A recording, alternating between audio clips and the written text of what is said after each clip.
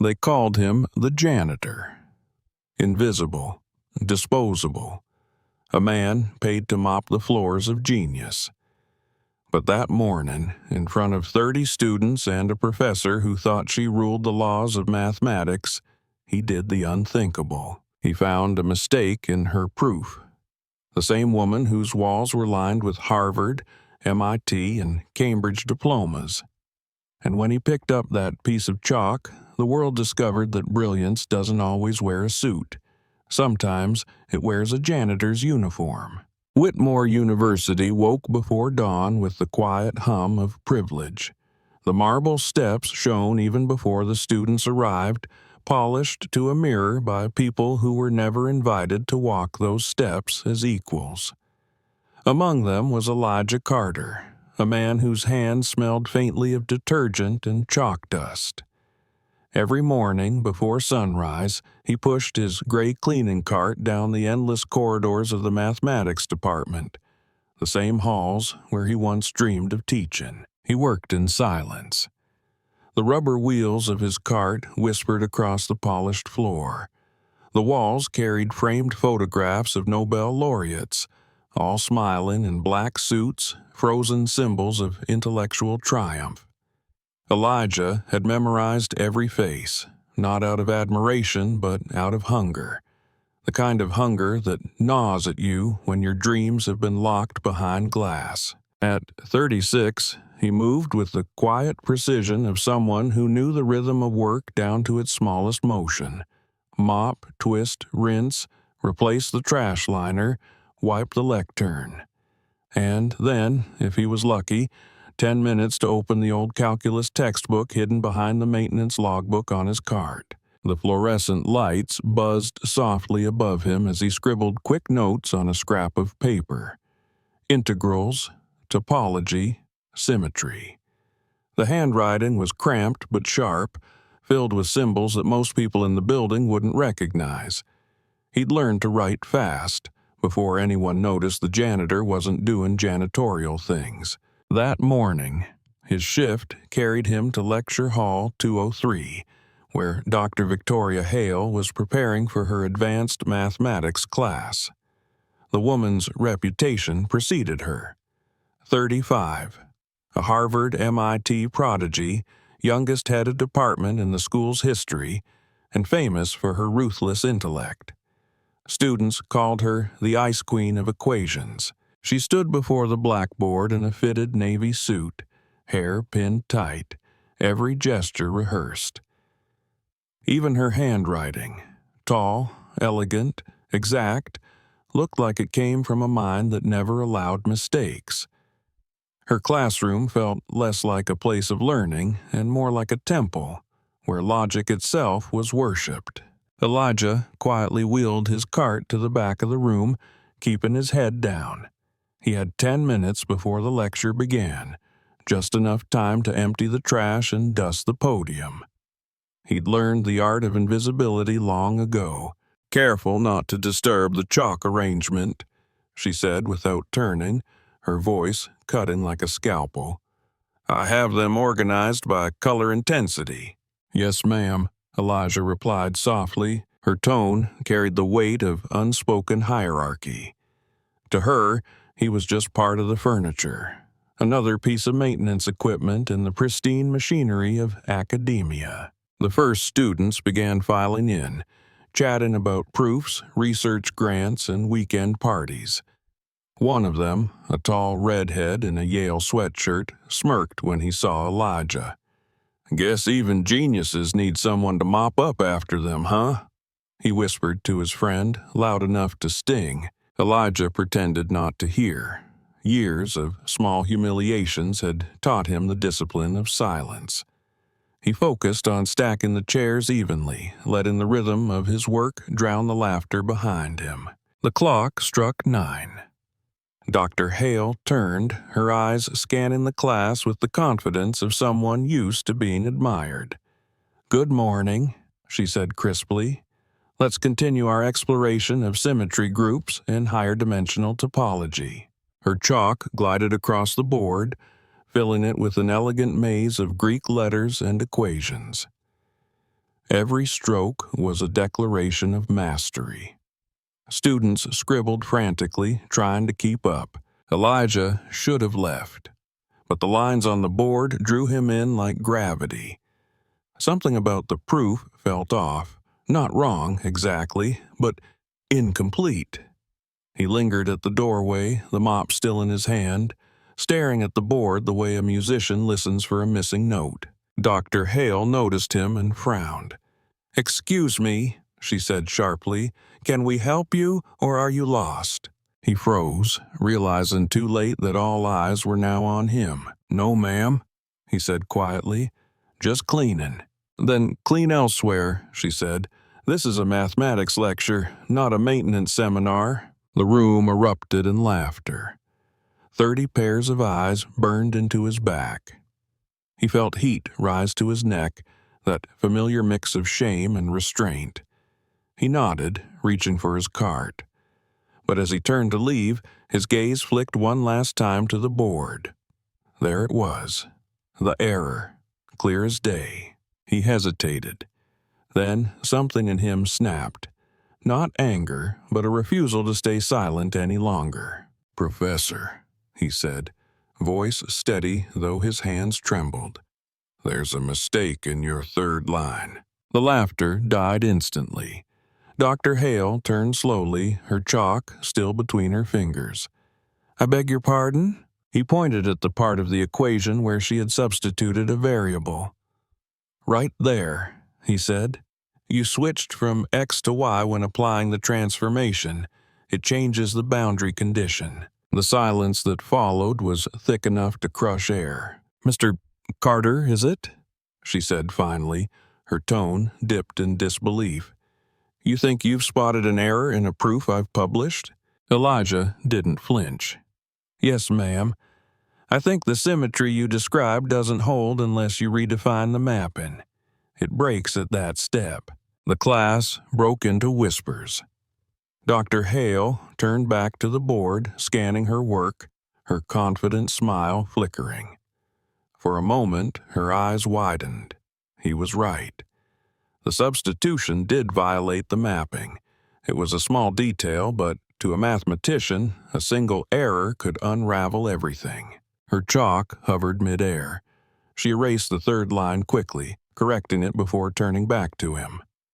"Lucky observation," she said coolly. "Perhaps you've overheard one of my graduate seminars." "No, ma'am," Elijah replied. "I just recognize the structure. It's a common slip when working with symmetrical systems." A few students exchanged stunned looks. One whispered, "He's right." "Enough," Dr. Hale snapped. "We're moving on." But the authority in her voice no longer filled the room. As Elijah quietly wheeled his cart out, the air buzzed with disbelief. By lunchtime, the story had spread like wildfire. A janitor had corrected Dr. Victoria Hale, the woman whose name appeared in half a dozen international journals, who dined with Nobel laureates and lectured about intellectual purity. Students whispered in hallways, some amused, others uneasy. "Did you hear? The janitor fixed her equation." "No way. Maybe she planted it on purpose." "Nah, I was there. He actually explained it." By evening, the rumor reached the faculty lounge. Professors laughed it off at first, calling it an amusing anecdote. But a few quietly rechecked her published papers that night, just in case. In her office, Victoria sat alone at her mahogany desk, staring at the corrected proof. Outside, the evening light poured across the campus lawns, turning the white columns gold. Her reflection glimmered faintly in the framed certificates that lined her walls. Harvard, MIT, Cambridge. Each one a reminder of how far she'd climbed above the world Elijah Carter inhabited. She should have been satisfied. She'd built a career out of precision, reputation, and unshakable control. Yet tonight, control felt like glass, clear, fragile, ready to fracture. Her thoughts kept returning to the man with the cleaning cart. How did he even know that? She murmured aloud. Unless She shook her head. Impossible. Janitors didn't read topology papers, they read maintenance schedules. They didn't discuss boundary conditions, they mopped them up. But curiosity wormed its way under her skin. She replayed the scene in her mind. His calm tone, the certainty in his eyes, the way he said mapping instead of variable. That wasn't mimicry, it was comprehension. For the first time in years, Dr. Victoria Hale felt something she couldn't quantify. Doubt. Across campus, Elijah finished his shift long after sunset. The hallways were empty, echoing only with the sound of his mop bucket sloshing against the tiles. His shoulders ached. He'd cleaned 3 buildings, refilled dozens of soap dispensers, emptied countless bins filled with half-eaten sandwiches and crumpled coffee cups, evidence of the life he used to live. He stopped at a vending machine, fed in $1, and watched it spit out a cold can of cheap coffee. He cracked it open, sitting on the steps outside the math department. The night air was crisp, the stars sharp above the dark outline of the clock tower. He pulled a notebook from his cart, its cover bent, edges smudged with cleaning fluid. Inside, page after page of dense equations filled the paper. Some were recreations of published problems, others were his own attempts at new ones. On the top of one page, written in careful handwriting, was a note to himself. Never stop learning. Brilliance doesn't ask permission. He smiled faintly, the memory of his mother's voice whispering from years ago. Don't let them decide what you can be, Eli. You were born with the mind to build bridges between stars. He had once believed that, back when he was a graduate student at MIT. But life had a way of punishing dreamers. His mother's cancer bills had swallowed everything. He'd left the program to take care of her, working odd jobs until even those dried up. When she died, so did his place in academia.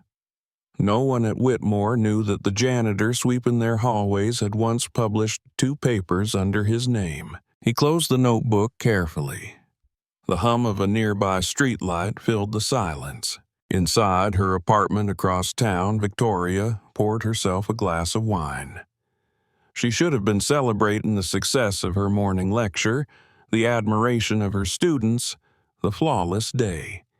Instead, her mind replayed the janitor's words. There's a mistake in your 3rd line. How many times had she corrected students with that exact tone? How many careers had she shaped or crushed with a single sentence? The irony burned like acid. She took a long sip of wine, staring at her reflection in the window. He just got lucky, she whispered. Anyone can memorize a few terms. But even as she said it, she knew it wasn't true. His handwriting had been precise, his explanation intuitive. And there had been something almost beautiful in the way he spoke about symmetry, as if he actually saw it. She opened her laptop and searched his name. Elijah Carter, Whitmore University janitorial staff. Nothing remarkable. No degree, no academic record, no trace of publications. Just a few employment listings and a note that he worked the night shift. So how could a man like that spot an error that had escaped her? She leaned back in her chair, rubbing her temples. Enough, she muttered. This is ridiculous. But the thought refused to fade. It returned in every quiet moment that followed. The next morning, campus buzzed with gossip. A student newspaper headline read, Janitor corrects department head, the proof heard around Whitmore. Victoria arrived to find reporters lurking outside her building, eager for a quote. She brushed past them, lips tight. No comment, she snapped. Her colleagues greeted her with forced smiles and teasing remarks. Quite the classroom drama yesterday, one said. Seems your lectures are finally reaching the working class. She laughed politely, but her hands trembled as she poured coffee. The humiliation burned deeper than she admitted. Her reputation wasn't just about intellect, it was about control, dominance, certainty. And one moment of human fallibility had exposed her to ridicule. In the staff lounge, she overheard two graduate students whispering. "He saw the map in error instantly," one said. "I checked the math myself." "You're kidding. What if he's some kind of savant?" "Please, he's a janitor. Don't romanticize stupidity." Victoria pretended not to listen, but the phrase "what if" echoed louder than any insult. That evening, as the campus emptied again, she caught sight of Elijah cleaning the marble foyer. His back was bent, his movements methodical. The yellow caution sign gleamed beside him. Wet floor. Proceed with caution. She hesitated, then approached. "Mr. Carter," she said. He looked up, startled but polite. "Evening, Professor."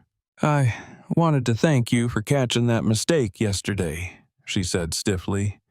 "It's easy to overlook details when you're multitasking." He smiled faintly. "Details make all the difference in mathematics." Her lips tightened. "Indeed. May I ask, where did you learn to recognize boundary condition violations?" He hesitated. "I've read a few books. Try to keep my mind busy during breaks." "Books?" she repeated, half amused, half incredulous. "You read topology textbooks for fun?" "I read what interests me," he said simply. Her eyes narrowed. "Well, enjoy your hobbies, Mr. Carter." She turned to leave, but his calm voice stopped her. "Professor Hale," he said gently, "mathematics doesn't care where it's studied. In a classroom or a janitor's closet, truth is still truth."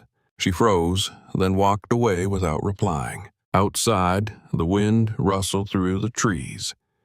Inside her chest, something uncomfortably human stirred. Respect, resentment, and the faintest flicker of shame. That night she couldn't sleep. The equations danced in her mind, but the numbers twisted into something else. His face, his steady voice, his certainty.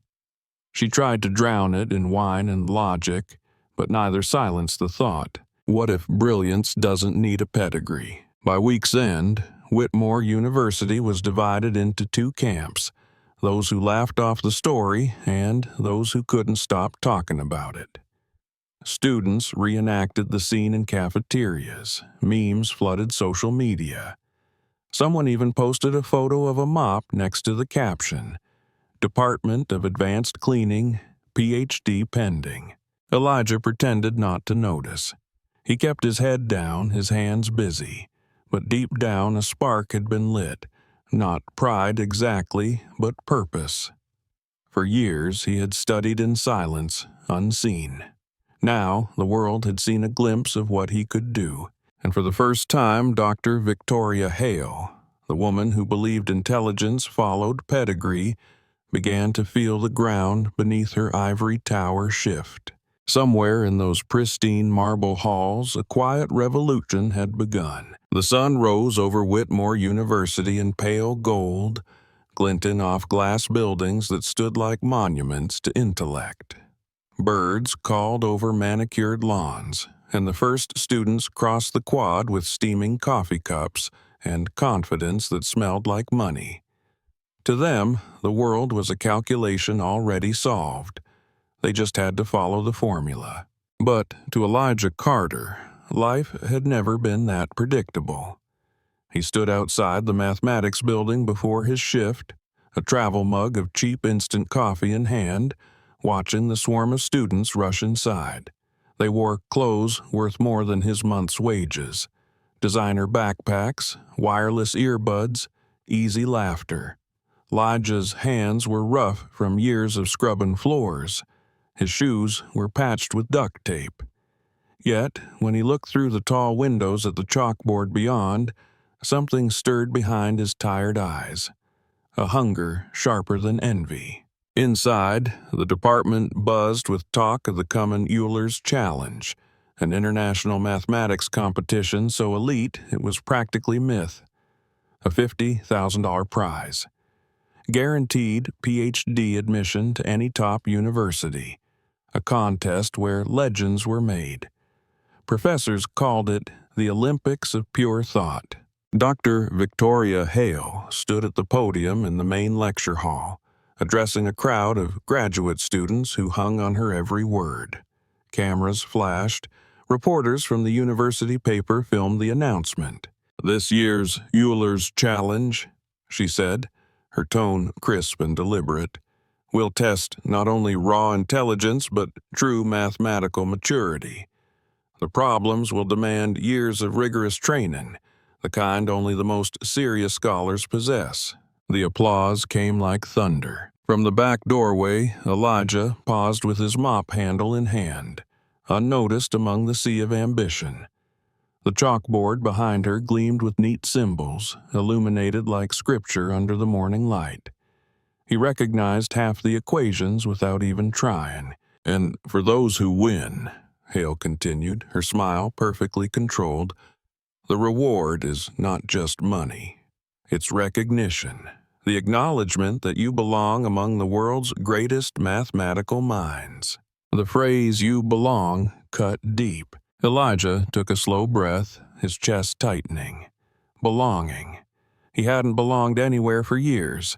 Not since he'd left MIT, not since the world decided people like him weren't supposed to wear intellect so openly. When the Q&A session began, a student raised his hand. "Professor Hale, is the competition open to everyone, even non-students?"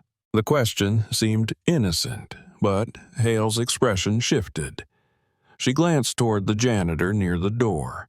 Her smile thinned into something sharp. "Technically, yes," she said, voice ringing with polished sarcasm. "However, advanced mathematics requires considerable formal education. We wouldn't want anyone embarrassing themselves in public." A ripple of laughter passed through the room. Her gaze lingered on Elijah, deliberate, surgical, before turning back to her notes.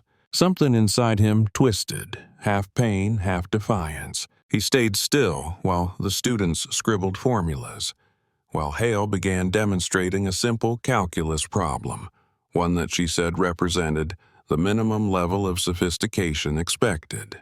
It wasn't simple, not really. The integral sprawled across the board like a vine, full of nested trigonometric functions and subtle traps. Elijah watched her work, admiring the grace of her movements even as his mind dismantled each step. He knew there was a better way.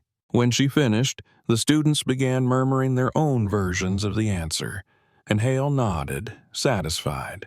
"Excellent," she said, "this level of thinking." "Excuse me, Professor," a quiet voice interrupted. The chalk in her hand froze. Elijah had stepped forward, his dark eyes calm. "There's a more elegant approach, using symmetry properties." The room went still. Every head turned. Dr. Hale turned slowly, disbelief and irritation flashing behind her composed smile. "Oh, please," she said, her tone almost sweet. "Enlighten us." Her students grinned, expecting entertainment. The janitor was about to humiliate himself. Elijah walked to the front, each step echoing louder than the last. He took a piece of chalk. It felt strange in his calloused hand, like an old instrument rediscovered. He looked at the integral on the board, then at the class. "When you look closely," he began, "you'll notice the function is symmetric around 0. That means we can use substitution to simplify it instead of expanding everything. The integral over the positive side mirrors the negative side." He started writing, the chalk whispering across the surface. The steps flowed easily, not rehearsed but natural. He folded the equation in half like paper, revealing a hidden pattern. "By recognizing that symmetry," he said, "you reduce it to this. Half the work, same result, and a much clearer view of why the function behaves that way." When he stepped back, the board glowed with clarity. The class stared. A few students clapped before catching themselves. Hale's jaw tightened. "Very clever," she said icily. "But mathematics is not a performance, Mr. Carter. It's a discipline that requires training. Anyone can copy methods they've seen online." "I didn't copy it," he said softly. "I saw it." The words landed like thunder. For a heartbeat, even Hale couldn't respond. That calm certainty in his voice, the same tone she used when defending her research, unnerved her. She forced a laugh. "Well, since you're so confident, Mr. Carter." She turned back to the board and, in a flash of reckless pride, began writing a new equation, far more complex, dense with Greek symbols and differential operators. "Solve this," she said. "It's from my own research. If you can do it, I'll marry you." Gasps rippled through the audience. It was meant as a joke, cruel, condescending, but it carried a daring edge. Elijah studied the equation. His pulse quickened. It wasn't unfamiliar. He recognized the structure, a nonlinear differential equation with boundary constraints, something she might have used in her PhD dissertation. He looked at the problem, then at her. "All right," he said. The students laughed again, but the sound faded as he picked up the chalk. For 5 minutes, silence ruled the hall. Elijah's hands moved with a rhythm that felt both measured and instinctive. He rewrote the equation, isolated terms, shifted parameters. He didn't race, he reasoned. Each line unfolded with precision, guided by years of unspoken thought. When he finished, he stepped aside. "The solution satisfies your boundary conditions," he said calmly. Hale blinked. The chalk nearly slipped from her fingers as she scanned his work. Every step correct, every assumption justified. The answer, identical to her own research result. Her throat tightened. "That's not possible," she murmured. One of her students whispered, "He solved it." Cameras clicked. Someone recorded on their phone. Dr. Maria Alvarez, a visiting professor from Stanford who had been sitting quietly in the back, stood and approached. "That was remarkable," she said, voice warm and measured. "May I see your reasoning?" Elijah nodded. She studied the board, eyebrows lifting. "This isn't mimicry. This is understanding." Applause broke out, scattered at first, then swelling. Hale stood frozen amid the noise, her face pale. "Lucky guess," she said finally, forcing steadiness into her tone. "One correct answer doesn't prove anything." But no one was listening. Maria turned to him.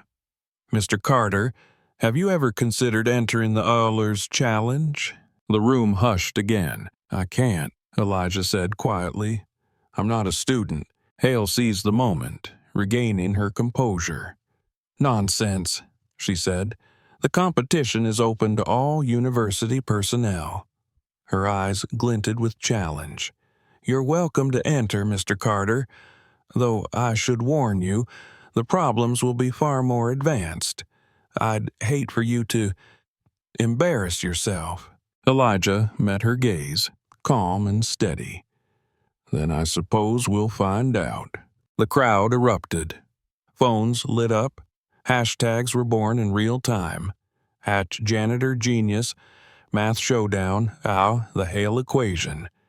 By evening, the clip was trending across academic social media. Hale tried to laugh it off in interviews.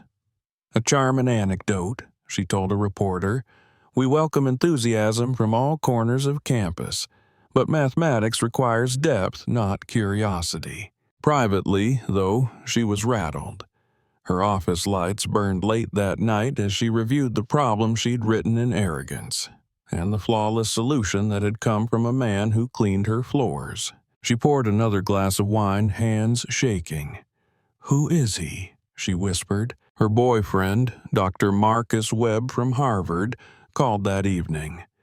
"You're telling me a janitor corrected you on stage?" he said, laughing. "Catherine, that's embarrassing." "It's Victoria," she snapped automatically. And it was a fluke. Still, maybe screen your audiences better. You can't have maintenance staff disrupting graduate seminars. His words stung, not because they were cruel, but because part of her agreed. He doesn't belong there. She repeated the phrase to herself until it felt safe again. The next morning, Elijah reported for his shift as usual. He avoided the curious stares from students who whispered as he passed. The maintenance supervisor, a gruff man named Tom, clapped him on the shoulder. "Didn't know you were a celebrity," Tom chuckled. "Got the whole school talking. My niece in accounting says you're all over TikTok." "I just answered the question," Elijah said. "Sure you did," Tom grinned. "Next time, fix my taxes while you're at it, Einstein." Elijah smiled politely and went back to work. But the attention weighed heavy. He hadn't meant to humiliate anyone, least of all Hale. He'd just wanted to see the truth written clearly. That night, alone in the staff locker room, he pulled out his notebook again. His handwriting sprawled across the pages, proofs, sketches, ideas for problems that lived half in numbers, half in intuition. He looked up at the flickering ceiling light and sighed. Maybe this is the moment, he thought. Maybe it's time to stop hiding. When registration for the Ohlers Challenge opened the next morning, 12 names appeared on the list. 11 from elite universities, Harvard, Yale, MIT, Stanford, and one from Whitmore's janitorial department. The reactions were immediate. Is this a joke? He's going to get destroyed. This is what happens when social media gets to people's heads. Dr. Hale volunteered to oversee the preliminary screening personally. It was unusual for someone of her rank, but she told the dean she wanted to ensure fairness. In truth, she wanted control, front row seats to the moment Elijah Carter learned his place. The screening took place in a small conference room. The air smelled faintly of dry erase markers and ambition. Cameras filmed the session for transparency. Hale stood at the front, clipboard in hand. 3 problems, she said. 90 minutes. Partial credit for clear reasoning. The first problem was a constrained optimization, something graduate students solved by brute force algebra. Hale watched with satisfaction as the contestants began scribbling furiously. Elijah, however, stared at the board quietly, then began sketching 2 intersecting curves. Within minutes, he circled the tangency point, the maximum, without a page of computation. For the second, a complex matrix analysis, others drowned in equations.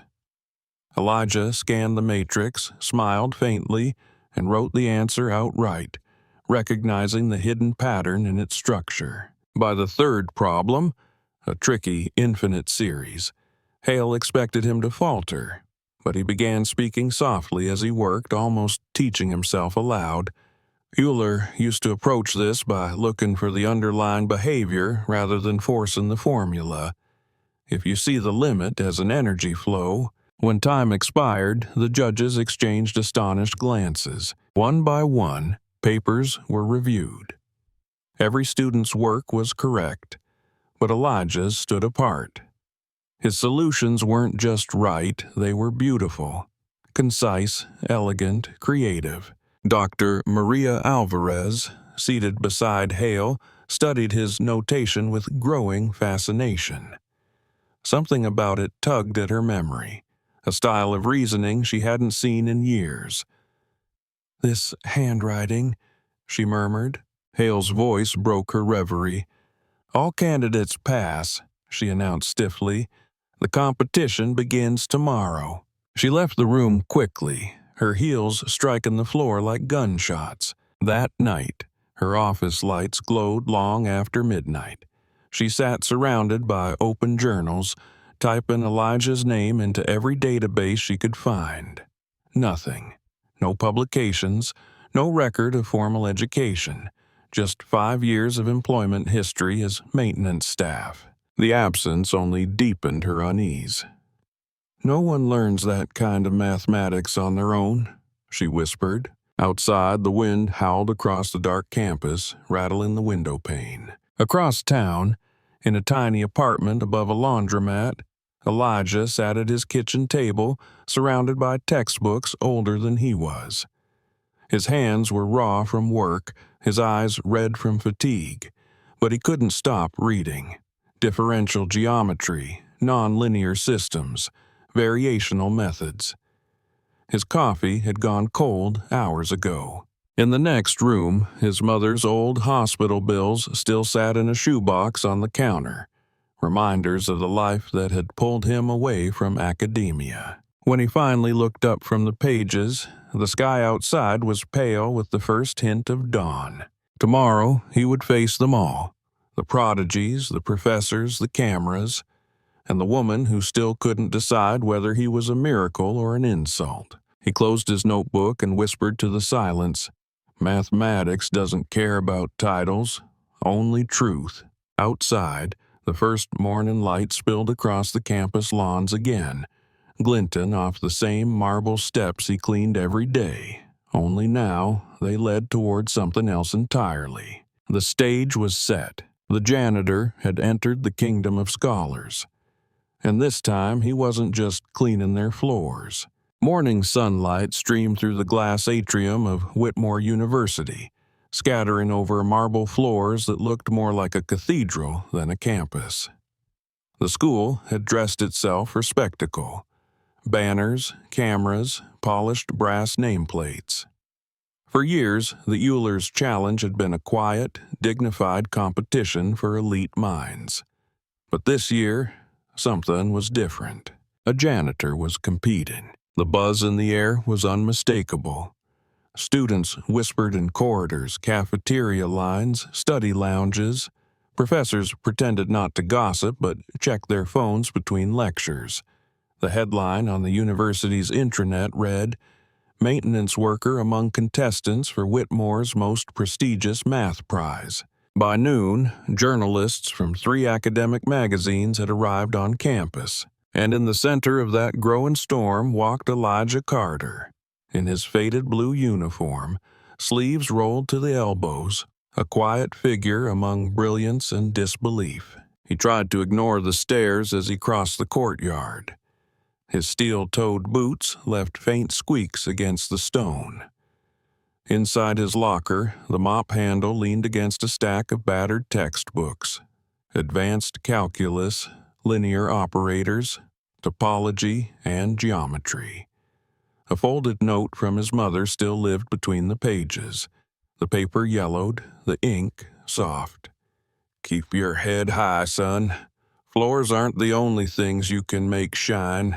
He pressed the note flat against his chest for a second before tucking it away. Across campus, Dr. Victoria Hale stood before her mirror in a tailored gray suit, applying lipstick with surgeon-like precision. Her reflection looked perfect. The flawless professor, head of the mathematics department, poster child of intellectual authority.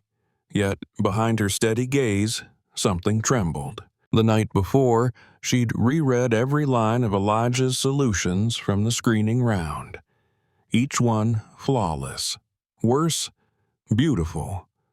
There was a simplicity in his reasoning she couldn't replicate, as if he saw straight to the heart of problems she needed entire frameworks to approach.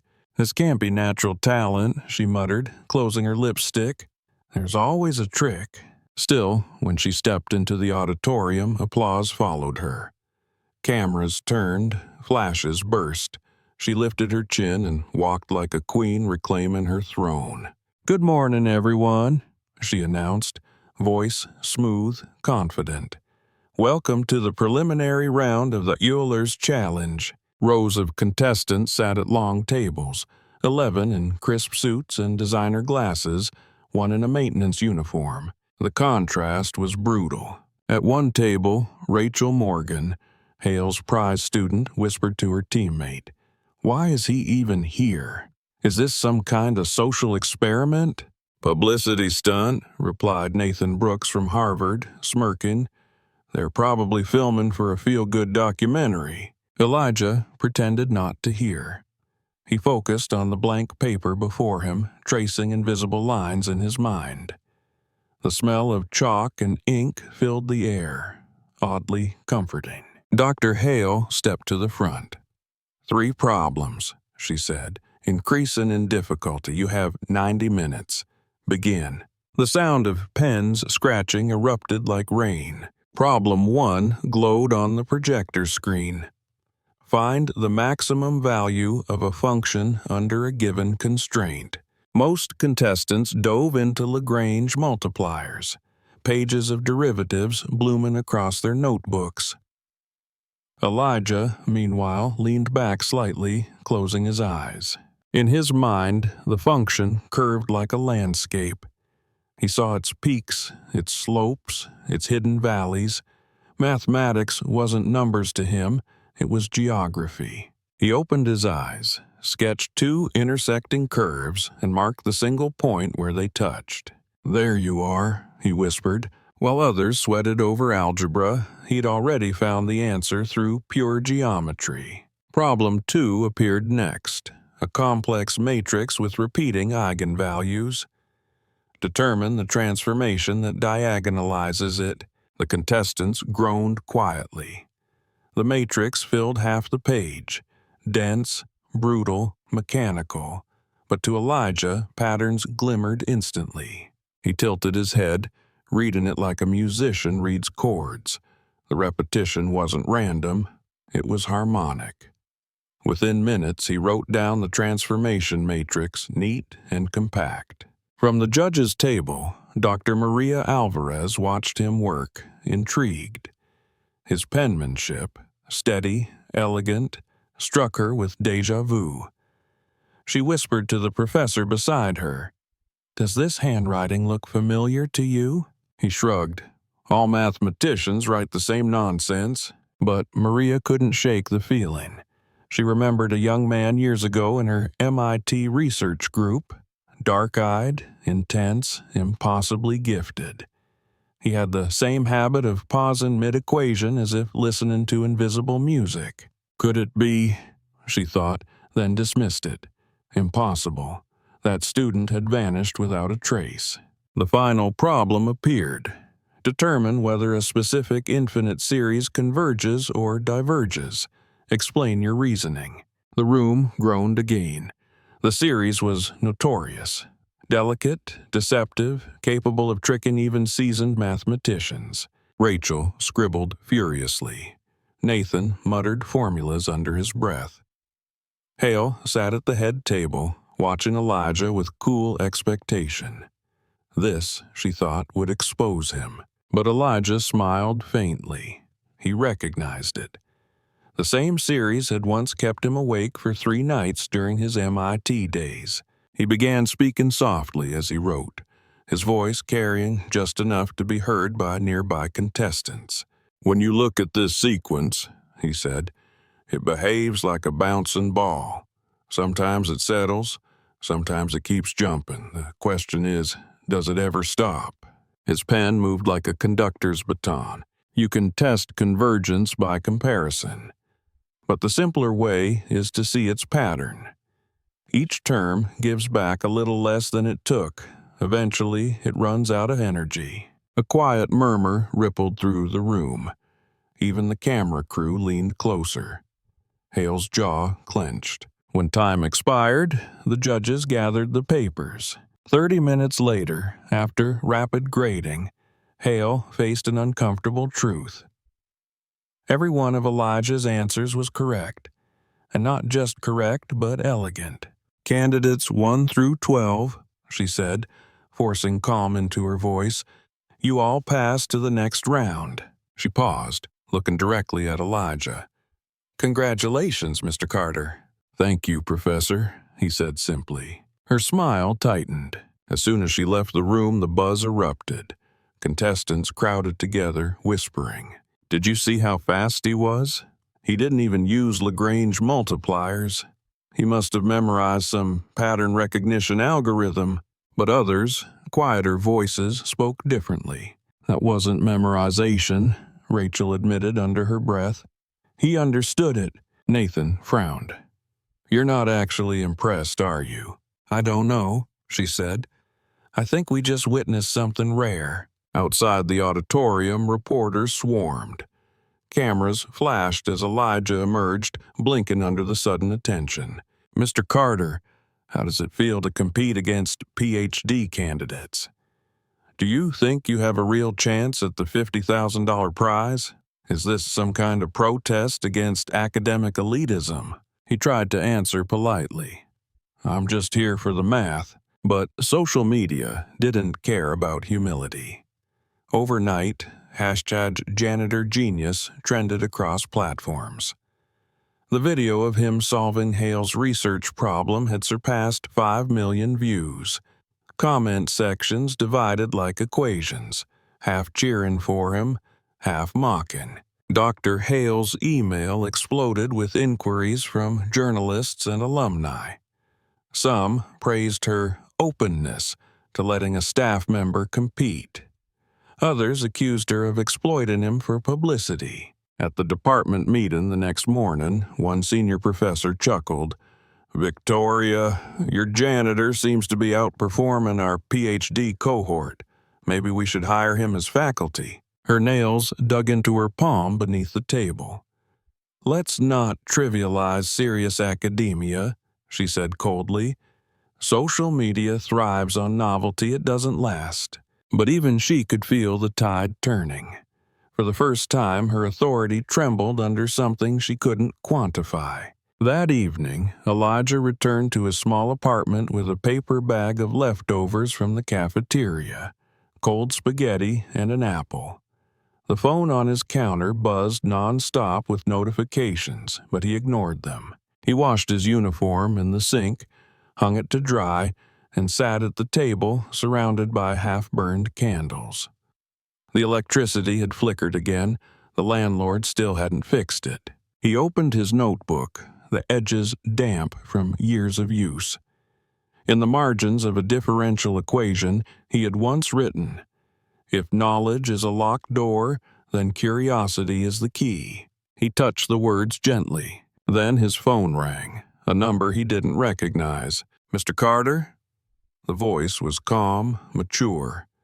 This is Dr. Maria Alvarez from Stanford. I watched your performance today. Elijah hesitated. Dr. Alvarez, the judge? Yes, I wanted to say, your reasoning was extraordinary. You reminded me of someone I once taught. He smiled faintly. Maybe we share the same teacher. Perhaps, she said, thoughtful. I hope you know that what you're doing matters.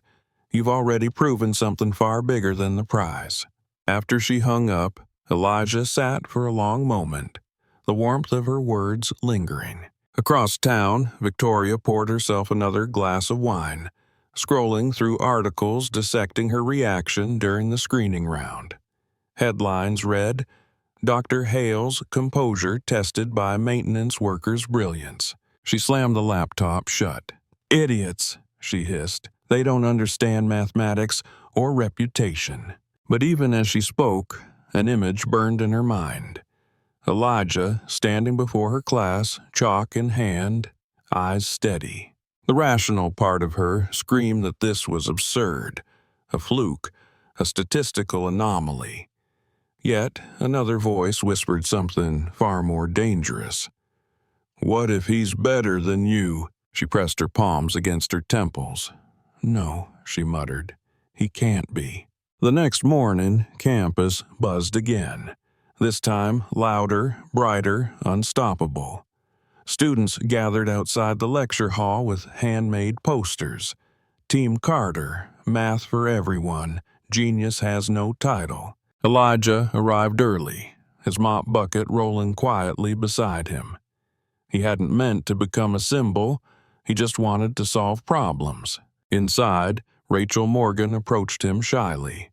Mr. Carter, she said, I wanted to apologize for how I looked at you before. I was wrong. He smiled kindly. Thank you, but don't call me Mr. Carter, just Elijah. Then call me Rachel, she said, and they shook hands. From across the room, Hale watched the exchange, her jaw tightening. First, my students, now the media, she thought. He's turning them all against me. Dr. Hale, Maria whispered beside her. You look pale. Are you all right? I'm fine, she lied. Maria's gaze softened. You know, brilliance doesn't always come wrapped in degrees. Sometimes it hides where no one bothers to look. Hale turned sharply, and sometimes misplaced sympathy blinds us to mediocrity. Maria didn't reply, but her disappointment was unmistakable. That night, Elijah returned to the library after his shift. The building was nearly empty. The grand chandeliers hung silent above rows of ancient books. He sat in the same seat he'd used as a student years ago, the one under the tall arched window where the moonlight spilled across his notes. He opened a heavy text on functional analysis and whispered, "All right, old friend, let's dance again." Security guards passed by, glancing suspiciously but saying nothing. To them, he was just a janitor staying late. Hours passed. Equations blurred into dreams. The sound of the clock echoed through the marble halls like a heartbeat. In another part of town, Hale sat awake at her desk, scrolling through the competition's live feed comments. Every line stung. He's more of a teacher than she'll ever be. This is what happens when arrogance meets real talent. Dr. Hale represents everything wrong with academia. She slammed the laptop shut again, her reflection in the dark window fractured by tears she refused to acknowledge. "Why does this bother me so much?" she whispered. "He's just a janitor." But the lie didn't hold. She envied him, his clarity, his calm, his grace under pressure. She hated that she envied him, and hated even more that she admired him. When she finally fell asleep at her desk, the dream that came was strange and cruel. She stood before a vast blackboard, equations swirling endlessly, and every time she solved one, Elijah appeared beside her and erased it, not in mockery, but in correction. She woke before dawn, breathless, drenched in sweat. By the time the next day's announcement arrived, the university was no longer just an academic institution. It was an arena. National media outlets had picked up the story.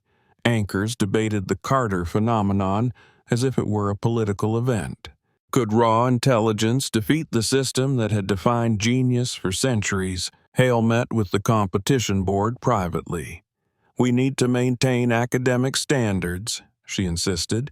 "This circus undermines our credibility." One board member replied carefully, "Standards are important, Dr. Hale, but so is discovery. If Mr. Carter is as capable as he seems, shouldn't we celebrate that?" Her fingers clenched around her pen. "Celebrate?" she said. "He's making a mockery of the process." But she was outnumbered. The world wanted a story, and she was part of it, whether she liked it or not. When she left the meeting, she spotted Elijah outside the building, kneeling to fix a loose tile on the marble steps. The irony stung, the janitor still doing his job while preparing to dethrone her in her own field. She stopped beside him. "You're really going through with this," she said. He looked up, calm. "Is there a reason I shouldn't?" "Because you'll lose," she said bluntly. "This competition isn't a game. These problems take years of study. You don't have the foundation." Elijah wiped his hands on a towel and stood. "Maybe not the foundation you recognize," he said, "but I've spent a lifetime studying, just not in your classrooms." Her gaze hardened. "You're arrogant." "No," he said softly, "just unafraid." For a moment, neither spoke. Then she turned sharply and walked away, her heels striking the pavement like punctuation marks of anger. He watched her disappear into the distance, the morning light wrapping around her like cold fire. That evening, when the results of the qualifying round were posted online, the world exploded again. Elijah's name was on the finalist list. In her office, Hale stared at the screen. Beneath the list, comments flooded in. He's the real deal. Math belongs to everyone. The janitor just outperformed Harvard. Her reflection in the monitor looked hollow. For the first time in her career, Victoria Hale didn't know which side of history she was standing on. Meanwhile, in his small apartment, Elijah leaned over his notebook, exhaustion softening his smile. His hands were blistered, his back sore, but his mind glowed with quiet fire. Outside, the city hummed, 1,000 voices arguing, cheering, doubting. He looked toward the window, where the lights of Whitmore shone in the distance, and whispered, "Tomorrow, the real test begins." And somewhere, deep inside her immaculate apartment, Victoria Hale whispered the same words, but with entirely different hope. The night before the semifinals fell heavy over Whitmore University, the campus lights glowing like small constellations trapped between glass and ivy. Rain whispered on the windows of the mathematics building, a slow rhythmic tapping that blended with the hum of fluorescent lamps. In the janitor's closet behind the lecture halls, Elijah Carter sat hunched over a pile of books spread across an overturned bucket. His mop leaned against the wall beside him, dripping softly into a gray bucket of rainwater. A thin layer of chalk dust coated his sleeves, not from cleaning, but from endless practice on the blackboard he'd borrowed after hours. The semifinals were only hours away. He rubbed his temples, eyes burning from sleepless nights. "I can do this," he whispered to himself, flipping through pages filled with impossible symbols. Real analysis, variational principles, functional sequences. The words bled together, foreign yet familiar. He wasn't afraid of the math, he was afraid of time. 6 hours of cleaning, 3 of studying, 1 of sleep. That had been his schedule for weeks. The competition hadn't changed that. The university didn't grant leave to maintenance staff. Even now, while his rivals slept under soft dorm lights, Elijah was still working the night shift, pushing his cart through silent halls. The loneliness pressed in. Sometimes he caught his reflection in a window, tired eyes, worn clothes, and barely recognized the man staring back. Somewhere beneath the exhaustion lived the ghost of the graduate student he once was, sharp, hungry, dreaming. His phone buzzed on the floor, a text from Rachel Morgan. "You okay?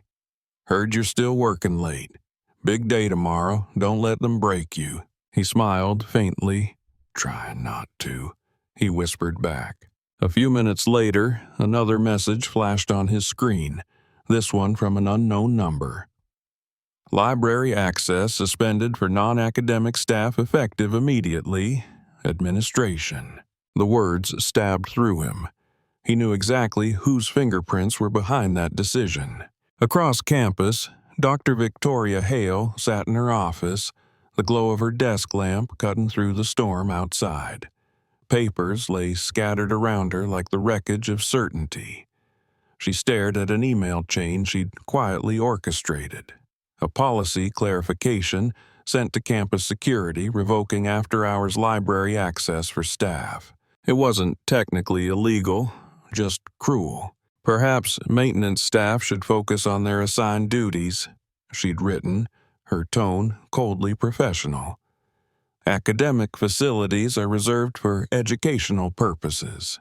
She told herself it was necessary. If he wins again tomorrow, it'll make a mockery of everything we stand for. She closed her laptop and leaned back, staring at the ceiling. For days, her mind had been a battlefield between logic and conscience. She despised the whisper that told her Elijah wasn't an imposter. He was her equal. Worse, maybe even her superior. "Impossible," she muttered. "He's guessing, that's all. Good intuition isn't the same as training." But then she remembered the way he had held the chalk, the calm authority in his voice, the quiet certainty of a man who knew. That image haunted her more than the humiliation itself. At 2 in the morning, Elijah stood outside the locked doors of Whitmore's grand library. The glass reflected his rain-soaked figure, a man turned away by his own university. He pressed his palm to the door and whispered, "It's fine. I've studied without permission before." He sat under the awning outside, opened a battered notebook, and kept reading under the dim streetlight. The rain fell harder, blurring the ink, but he didn't stop. Each theorem he recited felt like defiance, each page rebellion. Inside the dark building, a security guard watched from behind the desk, uncertain. "Poor guy," the guard murmured, shaking his head. "He's still out there, studying." By dawn, Elijah's eyes had turned glassy with fatigue. When he finally stumbled back to his apartment, he dropped onto his couch fully clothed and slept for 1 hour before his alarm pulled him upright again. He showered, buttoned his damp uniform, and whispered a quiet prayer to the universe. "Just give me clarity," he said. "Not luck, clarity." The semi-final day dawned bright and cruelly cheerful. The auditorium buzzed with hundreds of spectators. Television crews adjusted cameras. Social media influencers live-streamed from their phones. Round 2, the analysis stage, the banner read. On stage stood 6 contestants. 3 would advance. Dr. Hale's heels clicked across the polished floor as she took her place at the podium. "Today's challenge," she announced, "will test advanced analytical reasoning, a level requiring years of graduate-level study." Her gaze flicked toward Elijah like a blade. "Only those with true academic maturity will proceed." Elijah took a deep breath, steadying the tremor in his hands. His mind felt sluggish from exhaustion, but his heart beat steady. At the judge's table, Dr. Maria Alvarez sat quietly beside Hale. She'd spent most of the night re-watching footage of Elijah's solutions. His techniques, his notation, they tugged at something deep in her memory. "Where have I seen that before?" She looked up at him now, and the resemblance struck her harder than ever. The same posture, the same focused silence before inspiration struck. "Contestants," Hale continued, "you will analyze this series." She gestured toward the screen behind her. Equations appeared, long, infinite, intimidating. Determine its convergence properties and describe its behavior. A collective sigh rippled through the contestants. The series was vicious, an object of terror in graduate programs dense with conditional convergence traps. The clock started. 90 minutes. Elijah's first instinct was panic. His brain felt foggy, the numbers blurring. "Focus, Eli, focus." He rubbed his face, forcing himself to breathe. Then, slowly, he remembered the simplest question behind the chaos. Does the pattern settle, or does it spin out forever? He began sketching curves, small arcs that grew and shrank. The others filled pages with algebra. He drew pictures. In the audience, students leaned forward. They could see what he was doing, transforming the abstract into something visible. "Think of it like a bouncing ball," he said softly, though the microphone carried his words across the hall. "Sometimes it loses energy with each bounce until it stops. Sometimes it gains energy and flies away. Mathematics tells us which type of motion this is." As he spoke, his hand moved gracefully across the whiteboard, each gesture confident, gentle. His graph settled into a curve that flattened at infinity. The series converged. Applause broke out before he even finished. At the judge's table, Maria smiled, tears bright in her eyes. "Extraordinary," she whispered. "He's not just solving it, he's teaching it." Hale clenched her pen until her knuckles went white. "He's simplifying," she said under her breath. "Real mathematicians don't rely on metaphors." Maria turned to her, calm but firm. "Real mathematicians communicate truth. That's what he's doing." Hale looked away. The minutes ticked by. Other contestants presented dense, meticulous proofs. They were correct, technically, but none made the audience feel the math. When time ran out, Hale stepped up to the microphone, forcing her voice steady. "The results are in," she said. 3 contestants advanced to the final round: Nathan Brooks, Rachel Morgan, and... She paused. Cameras zoomed in. The audience held its breath. Elijah Carter. The auditorium erupted. Reporters shouted questions. Students cheered.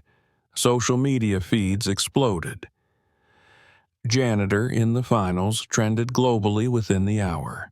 Hale smiled for the cameras, but her face felt numb. Inside, her world was collapsing. For years, she had built her career on a single unspoken belief: that intelligence followed pedigree, that talent could be measured by degrees, titles, and the right kind of upbringing.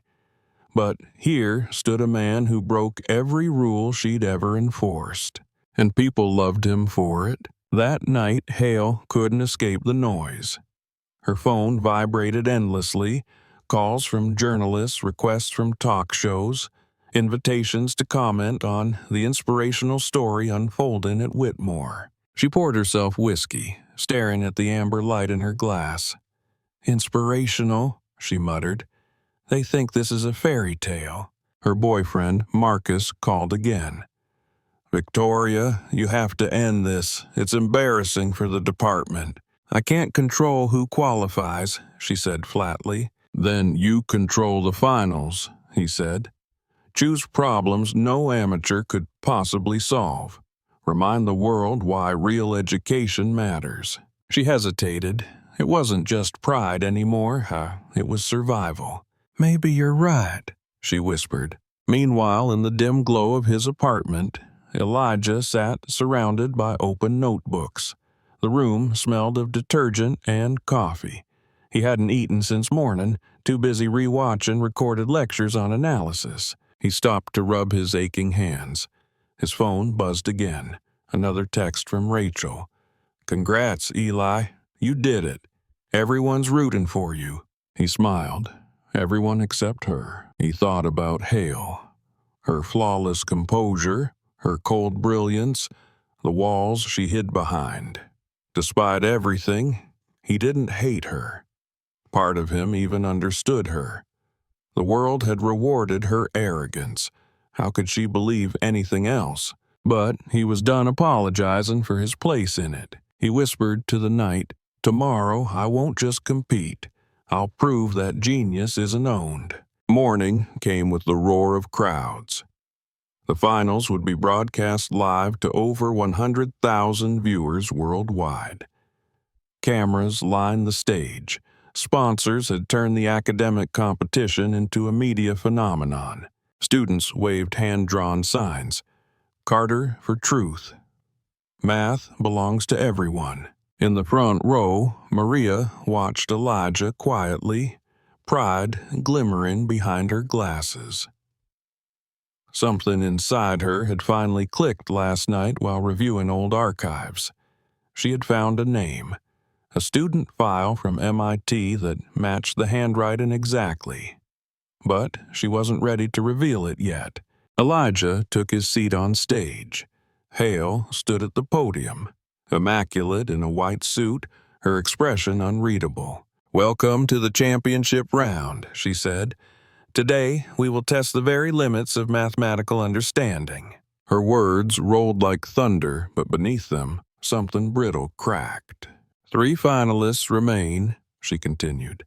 "Mr. Brooks from Harvard, Miss Morgan from Whitmore, and Mr. Carter," her lips twitched faintly, "from our university's maintenance department."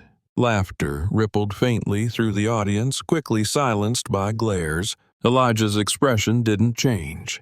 He folded his hands and waited. Hale clicked her remote, and the problem appeared on the screen.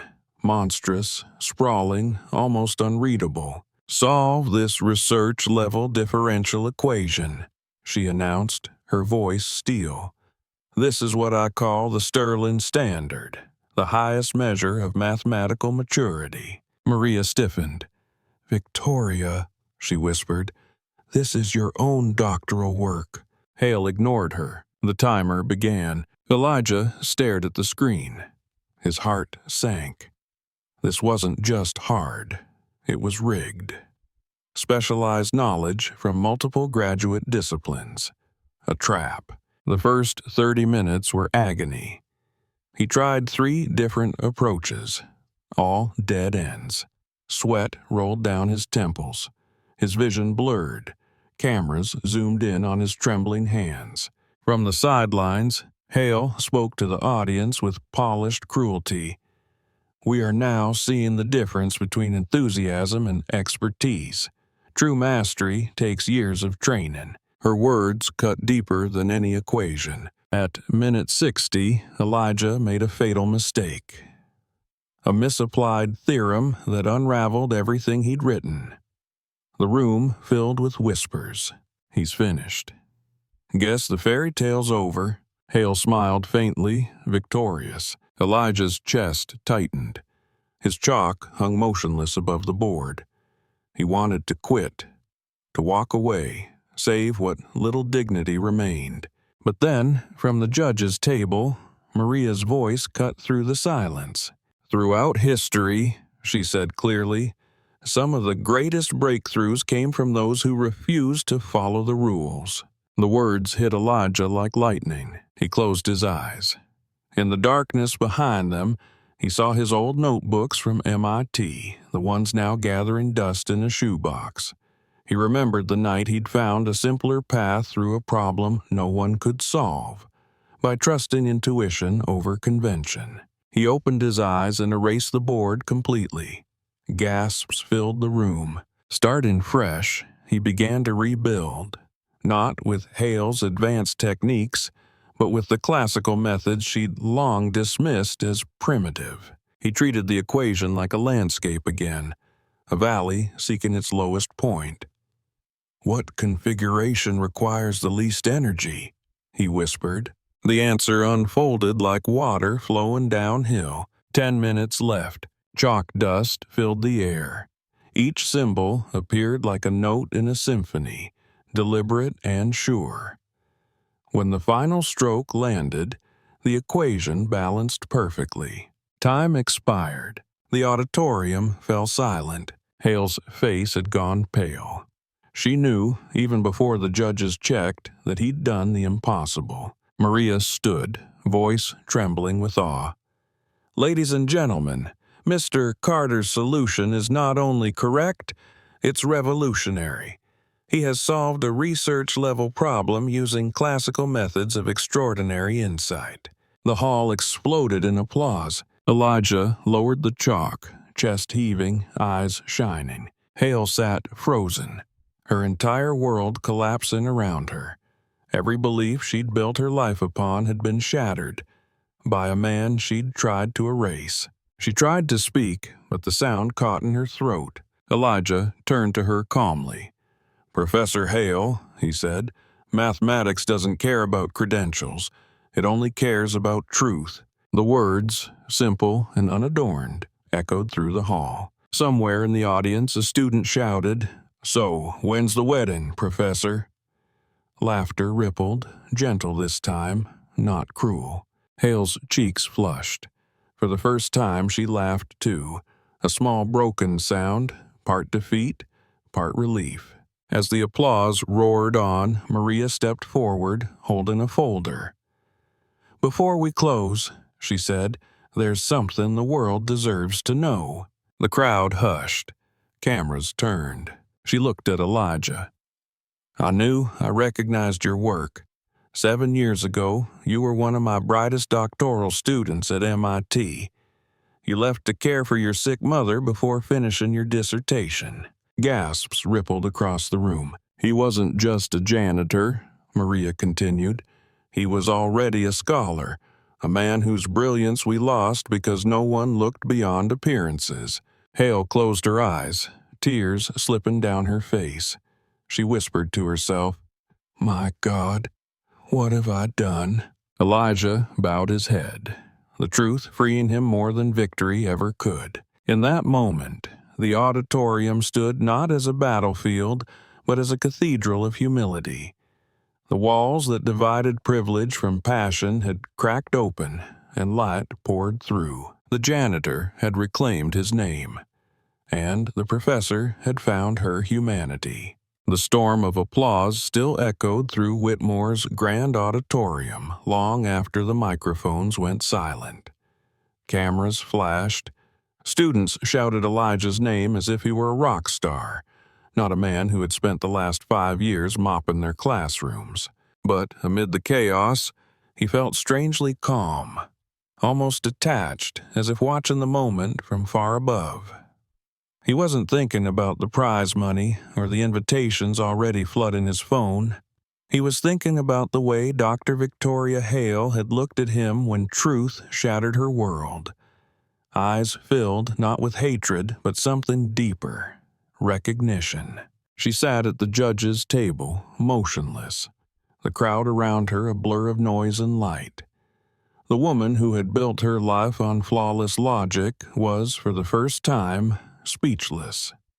Her hands trembled as she clutched the armrest, staring at the chalkboard that had rewritten both of their lives. "Ladies and gentlemen," Dr. Maria Alvarez continued from the stage, her voice steady but trembling with emotion.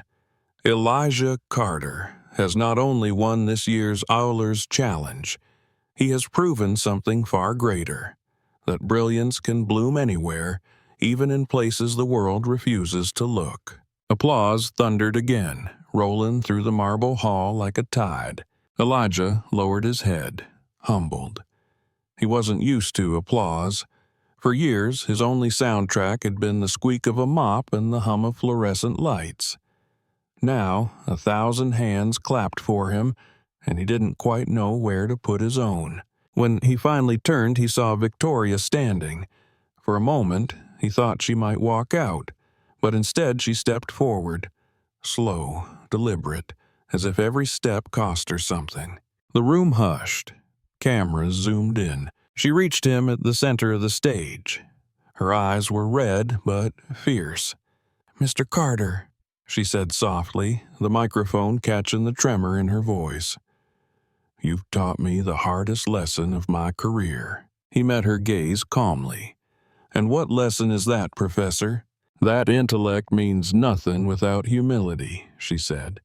"That sometimes the truth we spend years searching for is standing right in front of us, holding a mop."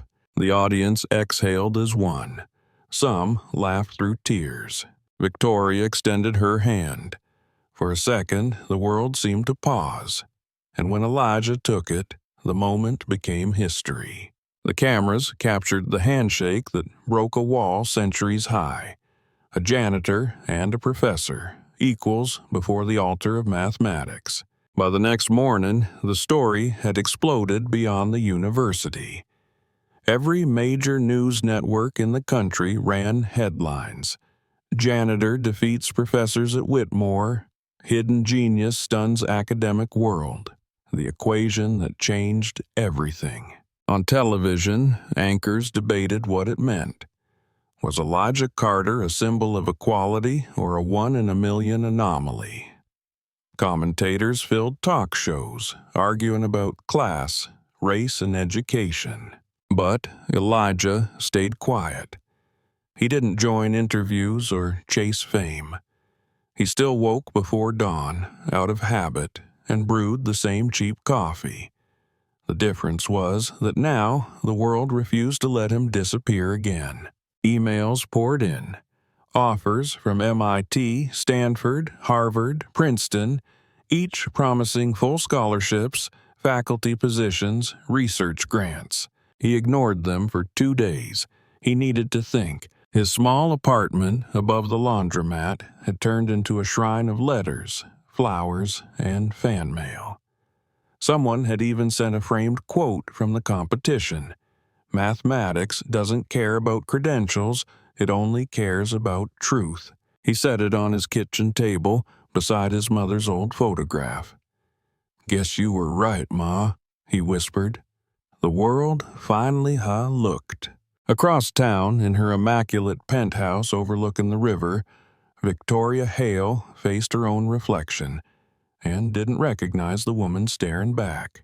The once unshakable professor looked pale, hollow, stripped of armor.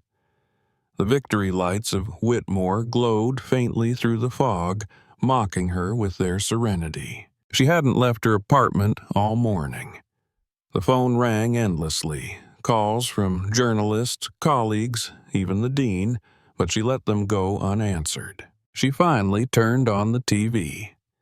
Every channel replayed the footage, her face frozen in disbelief as Elijah solved her doctoral problem in 15 minutes.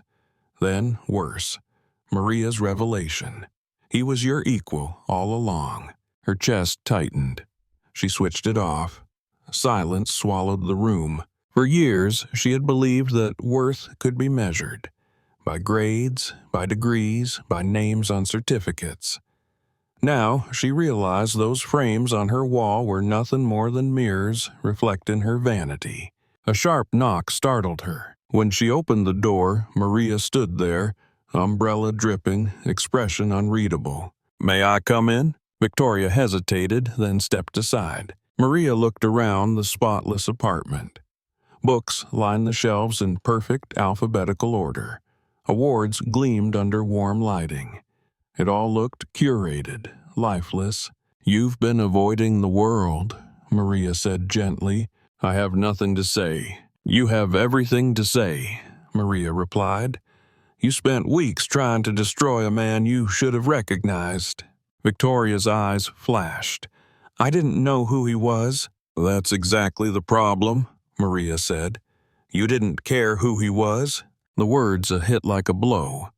Victoria turned away, gripping the edge of her desk. "You think I don't hate myself enough already?" she whispered. Maria softened. "Then make it mean something. Go to him. Say what the world needs to hear from you." When Maria left, Victoria stood at the window long after the door closed, staring down at the city lights. Somewhere out there, Elijah was probably still living quietly, refusing to bask in the glory she'd stolen from him once. She took a deep breath. "All right," she said aloud. "I'll fix it." 2 days later, the campus quad overflowed with reporters again. This time not for competition, but for redemption. Victoria Hale, head of the mathematics department, requested a public forum. No one knew why. Rumors spread fast. Some expected a resignation, others a confrontation. At noon, the crowd gathered outside Whitmore Hall. Elijah arrived reluctantly, escorted by Maria, who insisted he come. He wore the same blue uniform, though now freshly pressed. The school had offered him new clothes, but he'd declined. "I want to finish this as the man who started it," he said. When Victoria stepped onto the stage, the air tightened.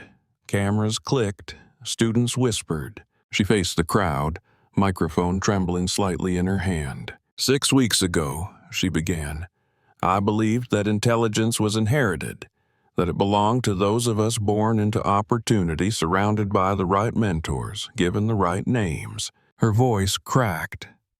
"Then Elijah Carter corrected me, not just in mathematics, but in humanity." The murmuring grew louder. "I misjudged him. I humiliated him. I let prejudice guide my actions. And in doing so, I betrayed the very principles our university claims to uphold." She turned toward Elijah, her eyes shining. "Mr. Carter, I owe you more than an apology. I owe you my respect, and my promise to never let another mind like yours go unseen again."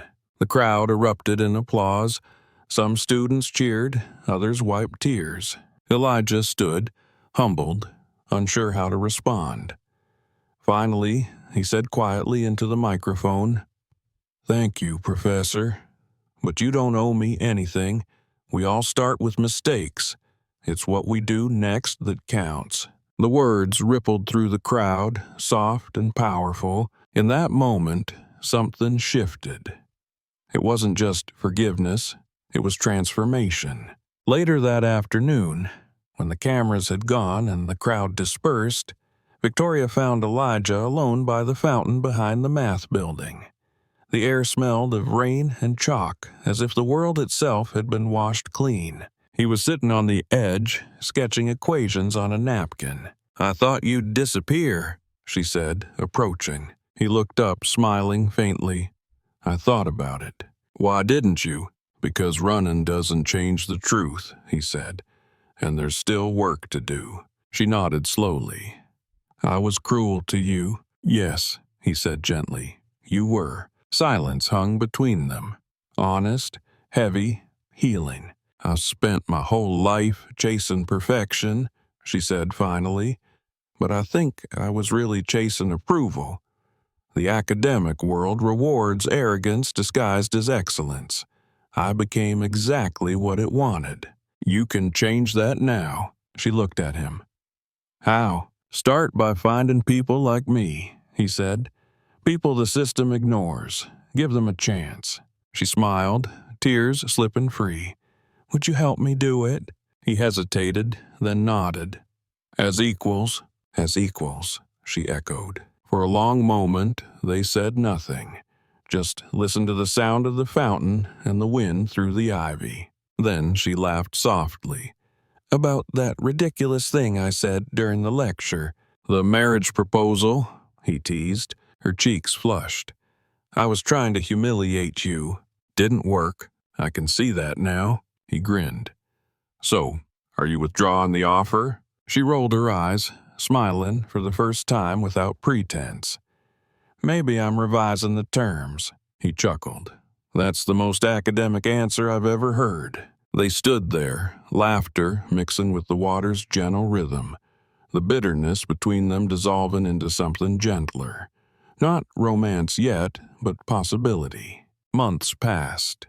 The headlines faded, but the movement they sparked did not. Across universities nationwide, administrators began reevaluating hiring practices.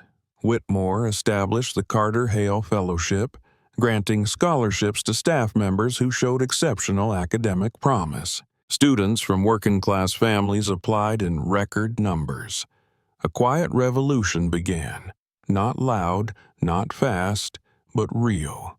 Elijah returned to MIT that fall, not as a janitor, but as a visiting researcher. He walked through the same halls he had once left behind, the same air now tasting different, not of defeat, but of homecoming. At the same time, Victoria launched a lecture series titled Hidden Minds, The Mathematics of Inequality, traveling across the country to tell their story, not as tragedy, but as proof of transformation. Their paths crossed often. They co-authored a paper, debated theories over coffee, shared long silences that said more than words. 6 months after the competition, they stood together on Whitmore's main steps, preparing for a photo marking the first Carter Hale scholars. Dozens of smiling janitors, cafeteria workers, and groundskeepers stood behind them, each holding acceptance letters. Victoria leaned closer. "You realize what you started, right?" He shook his head. "No, what we started." She looked at him, really looked. And for the first time, the woman who once measured worth in IQ points saw something far greater in front of her. He extended a hand toward the first student stepping forward for the photo, a young woman still wearing a maintenance badge. "Welcome," he said softly. "You belong here." The camera clicked, freezing the moment forever. That night, as twilight settled over Whitmore, Elijah walked the quiet campus alone. The buildings glowed in the fading light, their windows reflecting the orange of a new beginning. He passed the old lecture hall, the one where it all began. Through the door's small window, he could still see the blackboard where he'd once dared to speak. He smiled, whispering to the empty room, "We proved more than math, didn't we?" Behind him, footsteps approached. Victoria appeared, carrying 2 cups of coffee. "Couldn't sleep either?" He laughed. Guess some equations keep looping in the head. They sat on the steps together, watching the sky fade to indigo. I used to think the most beautiful equations were the ones that balanced perfectly, she said. But now I think they're the ones that connect people. Elijah nodded. Balance isn't about symmetry, it's about understanding both sides. For a long while, they said nothing, letting the night breathe around them. Then, softly, Victoria reached out and took his hand. "Thank you," she whispered. "For what?" "For reminding me that knowledge without compassion isn't wisdom. It's just noise," he smiled. "Then maybe we finally found the quiet between the notes." The clock tower chimed midnight. Somewhere in the distance, the janitorial staff began their nightly rounds, the quiet army that kept Whitmore shining. Elijah watched them move through the lamplight, mops in hand, backs straight, heads high. He felt a lump rise in his throat. "Do you think they'll remember us?" Victoria asked. He looked at her, eyes warm. "Maybe not by name, but they'll remember what changed." As the bells faded, the camera of the mind pulled back. The two of them, small against the vast university skyline.